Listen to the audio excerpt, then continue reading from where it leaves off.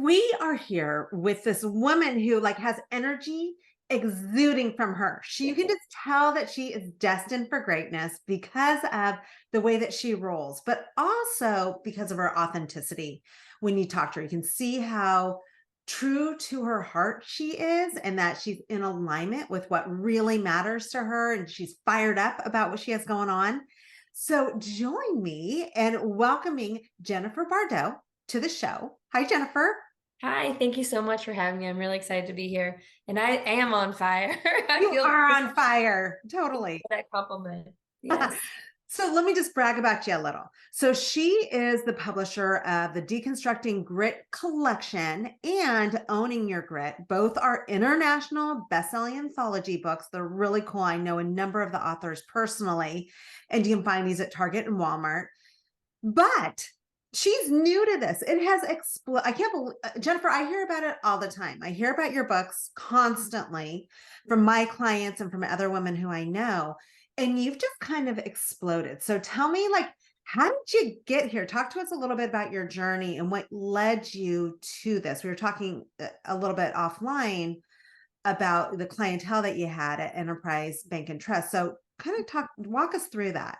Yeah. So I'm very much a person that's driven by passion and purpose, and that has to be in alignment for me to truly show up and be my whole self. So this whole concept of amplifying voices of women and humanizing hardship and creating hope from hard stories actually came from a time when we were pretty much stuck in our homes. And it was just this really challenging time during the pandemic. And I was supporting a lot of women and minorities because they were my clients, because I was a senior business banker with Enterprise Bank and Trust. And I was sitting here thinking to myself, these women are incredibly strong.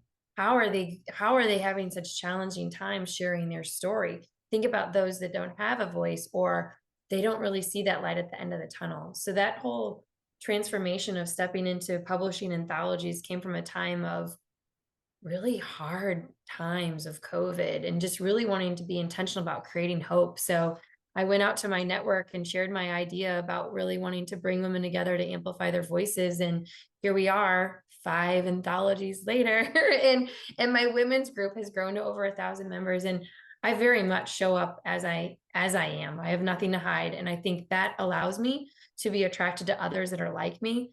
And when we find people that we're in alignment with, I think that is truly when we can make the most impact and truly create change. And that's who I am and how I show up. I'm a change maker. So, I love it. So you and I are similar in that we saw a big fat need during the pandemic. I remember working with women entrepreneurs, and I've owned businesses for so long now that getting punched in the gut, knocked out on the knees, it's kind of like, okay, once again, got it. Now what are we going to do? How are we going to pivot? What are the opportunities here? But what I saw during the pandemic was women freezing up. yeah, Women who were very experienced, who were smart, intelligent, had strong businesses, but everything was turned upside down during the pandemic and they didn't know what to do. And so that's when I launched Fuel the Fire, my community, to help these women. And so you're kind of doing the same thing. So let's talk a yeah. little bit, because I think there's still a lot of women who are suffering and still trying to figure it out. And so let's talk about some of the stories that maybe are in your books, or stories that you have heard from women that you talk with, of the struggles that they are going through, but then also maybe how they did find hope, or they did find ways to get through. Right. Well, and you were talking about that. I remember reading the statistic that was published by Forbes, and they were calling it the C session, SHE, the she session, because those that were truly impacted during COVID were women, because there wasn't a whole lot of opportunity for flexibility. And, generally in our culture, women are expected to stay home and take care of the kids. So there were incredibly bright women that were just kind of brought to their knees and had to redesign who they were. But I feel like there was also some lagging of confidence as well during that time. But I feel like we're slowly coming out of it, but we really need to be intentional about that support. So I love that you have a community that's doing that with the women that you support too. I think it's really important. But I mean, some of these stories that I heard were just really transformative. I remember one from the very first book, there was a client of mine, and she talked about just pushing yourself out of your comfort zone and being very intentional about that. She just describes herself as not really being that much of an athletic person, but she was leading this really large flooring company. And obviously cleaning supplies weren't really necessary during time of COVID when no one was utilizing the offices. So she had to reinvent herself and be very creative with her offerings. And next thing I know, she's in different states and her business is blowing up because she chose to evolve. She chose to be resilient, but she chose to push herself out of the comfort zone and say yes to the things that were being presented to her. And it means saying yes before she even knew she would be able to, achieve what was asked of her. So I love those kind of stories because I think those are, I too grew up in a family of entrepreneurs and getting knocked on your knees and just this is part of being an entrepreneur. But I love the fact that no matter what level that you're at, how large or small your business is, as long as you choose to evolve and you choose to be resilient and you choose to say yes to things that are brought to your doorfront, opportunities are created from those, little exchanges. But that's one story that I just saw her a few months ago, and I'm hearing about how her business is exploding, and she actually purchased 2 more, verticals within her flooring industry. It's pretty amazing. So I love that story for a number of reasons, but one is because she was pushed against the wall, right? It was kind of like sink or swim. yes. And many, even though the sinking part is so painful, so many retreat to that because Yes. it's more comfortable than pushing past that comfort zone. So I invite everyone who's listening just to create an awareness around that, because the greatness is when you push out of that comfort zone. So talking about this client that you're mentioning, now she's evolved. And so, yes, it's scary because you don't know. It's a new world when you do that. But this is what I love about communities like you have, communities like I have, is when women come together and they support each other and they have each other's back and they push each other to get to that next level, but they act also as kind of that backbone for you. It creates such you can thrive so much easier when you have that safety net around you, when you have these other women that are in it with you, and it's just psychological. So I think that's really an important factor when we are doing something that makes us uncomfortable. Who are you surrounding yourself with? If it's your mom and your bestie who don't get it, you may not get the same results. But if you're surrounding yourself with women who are powerful and strong and they're in it with you, it changes the game. I couldn't say that better. I know when I stepped into actually leading my grit and starting my business full time, I was approached to join a mastermind. And at first I was like, I don't have time for that. But I am so thrilled that I said yes, because it's pushed me out of my comfort zone of what I've known and helped me develop as an entrepreneur and host my first Grit Gala and sell 240 tickets. And just that right there, what you said, is so important, because you have to have that backbone and that sense of security and this support system around you, because we cannot always be strong, but it's great to have something that you can lean on and then also reflect back and forth to help find your blind spots. So I love that. Yes. Yeah. Different perspectives really make a big difference for all of us, no matter what level you're at. Okay. So now tell us where you are. So you've launched these books. And I know you are you have another one coming out. And so now what's next for you? Talk to me about goals. What's your next big, in Fuel the Fire, we call them your big summit goals, your big, exciting, your BHAGs. What's your next one that you have? So I'm closing out the collection as of November the 1st, and I'm hosting my first ever Grit Gala to really transform these stories that are in the written form into more of a live performance experience. So that's going to be on, and we're going to be doing those annually. But I've already planned out my entire 2024 master calendar for Grit and how I'm going to strategically support my community. And then I also have 2 other books that are in the works, an anniversary anthology collection, which is called Living Well with Grit. So that'll be more of the community experience about talking about their hard stories of grit, but not necessarily the acronym. It's overall living. And then I'm actually going to probably be doing a male spinoff of that to really talking about the heart of men, about how they've had to lean with grit and have purpose, because there's very much that male champion component as well. But those are some of the other parts. But really next 2024 is going to be really exciting because I have a lot of experiences that are in the pipeline to intentionally push women outside of their comfort zone. And it's very creative experiences because I think there's so much trust that's built and community when you're in these spaces and you do something for the first time together. So I'm really excited about some of the things that I have on the works, but I have some incredible partners with organizations in my local community that have gifted me venues to host my coffee and connections and influencer events. And I've partnered with a couple different shoe distributors because on every one of my shoes or every one of my books, I have shoes to really bring more visibility and highlight the authors with little vignettes and just a lot of personalized connection opportunities within my community. But then I'm also spinning out opportunities for my authors to be more seen and more visible with converting their stories into Audible, being very intentional about finding opportunities for them to lead workshops or to participate on thought leadership panels or be seen as an influencer and share their perspective of how they've been able to build their authentic network. So kind of have two different lanes right now, but I'm really excited because I've never had this much time to just create and go and just be all in with grit. So it's been pretty exciting. And then obviously I'm still doing a lot of my speaking engagements personally to help infuse grit, nationally. So. Okay, so I want to back up for a second because you just talked about, and there's a couple of things I would love to talk about, but one thing that you mentioned are some partnerships that you've made Yes. with shoes and then also with the venues. Talk to us a little bit about that because that's such an opportunity, such a win-win for helping you control the finances a bit. Absolutely. So talk to us about how you went about determining who should you partner with, because you shouldn't just partner with anyone. Nope. And then how you went about locking those in. What I usually do, and I think this is coming from a thinking of entrepreneurs and just kind of watching from the background, I always see who shows up for me and making sure that they've been there for a long time and really vetting out what that looks like and making sure that we're in alignment. So one of the venues is an organization in St. Louis, and one of the contributing authors works at this same venue. And guess what? They also purchased a booth at my Women's Leadership Grit Expo last April and have done it again for the gala and plan on doing it again for this expo.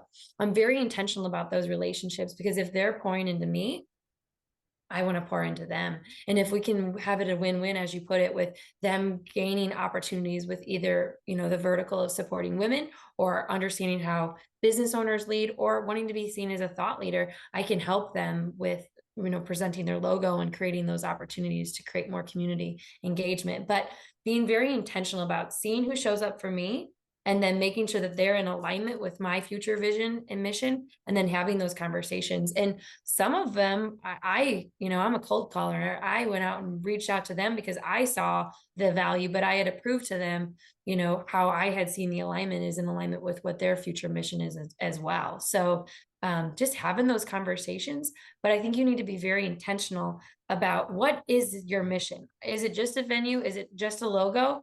Or is there a long-term plan here, and how are you going to be building that out? So I'm always thinking like 5 years down the road of, the next steps and making sure that I'm not making any missteps along that journey too. So being very intentional, but yeah, go cold call and do your research and look and watch who's, has your back, and then have those conversations to see if there is alignment with what they're trying to build out and then what you're doing too.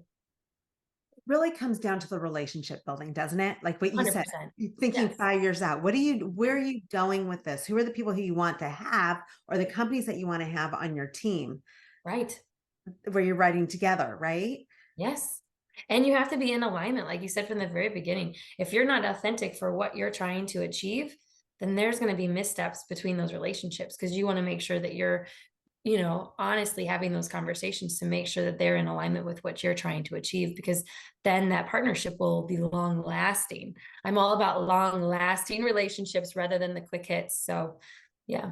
100%. I have someone who I know who actually is no longer with us anymore, but she did the opposite of what you're talking about. She had this platform that was huge. It was, I have to be careful with what I say, but it was one of the biggest women's organizations in the United States, definitely in California. And she started aligning with the wrong people out of desperation. Yes. And it brought down the entire organization, or an Mhm. organization that had been extremely strong. But Yep. because she had looked too short term, Mhm. it was her undoing, unfortunately. That's So these are some really important things to think about. Recognize where you are coming from. If it's out of desperation, then you better get someone else to help you, or at yes, least be your mirror to reflect what's truly going on. Because absolutely. this is a long-term thing, and how you're going to be portrayed, right, in the community or with your group.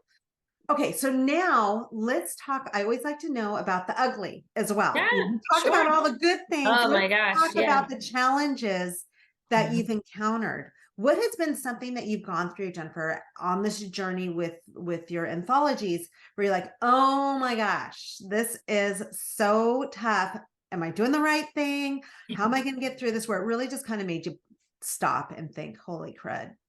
I mean, it's happened often, and I think that's just something that we have to just be aware of when we step in and own our own businesses. But I mean, I've had to send a cease and assist to an author for her claiming as though she founded grit. I had another author put together a workshop and utilize my word of deconstructing grit as her workshop word when that word's been trademarked. I mean, there's been a lot of hard conversations that has kind of toughened my skin, but in sense, I had to create those boundaries so then they would know what would be acceptable and what's not. But there's been lots of instances where, because I'm a collaborator, because I'm an empathetic leader, I've just been kind of brought to my knees in just like I would have never saw that coming. But I mean, that's how it is when you're an entrepreneur. You just have to keep going and figuring out, well, do I have the right things in place? I do. I did the trademarking. I have an attorney. I've done all the things. So, and then obviously you mentioned the reflecting piece. What was it about myself to invite these things to happen? So it gives me time to really think, was I in a place of desperation? What was going on with me for someone to think as though they could do those things where that's clearly not okay? But I've had to, I mean, I've had authors drop out of anthologies the day that the chapters were due for our final print to press. So, I mean, any challenge you can think of, I have hit it, and I keep rebounding because that's what we do. We have to be resilient and we have to learn how to be flexible and always come from a perspective of grace. And, maybe people just don't know what they don't know, or they didn't do things to purposely harm you. So trying to remove yourself from those situations, I think has helped me be more resilient as well and looking at it from their perspective. But I mean, any challenge that you can think of, I've had to have a hard conversation with an author who wrote a story that wasn't in alignment with my vision of grit because it wasn't a gritty story. So I had to have those conversations and see if she'd be willing to tweak her story or move to another anthology to have more time to rebuild her story. But I think as long as you can have the courage to have those hard conversations, you're essentially going to put yourself in the right position and prevent those pitfalls. So I mean, any situation you can think of, I've probably hit it because I've worked at these anthologies at an incredible pace. And that was something that I did intentionally because I wanted to push myself out of my comfort zone by publishing, 4 anthologies every 5 months spread in a 2-year period. So, but any obstacle you can think of, I've probably hit it. So yes. Yeah.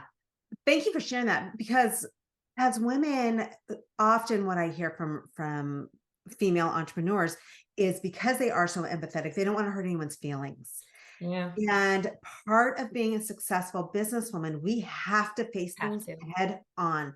The Mhm. sooner we do it, the less painful it's going is as weird as this sounds, the less painful it's going to be in the long run.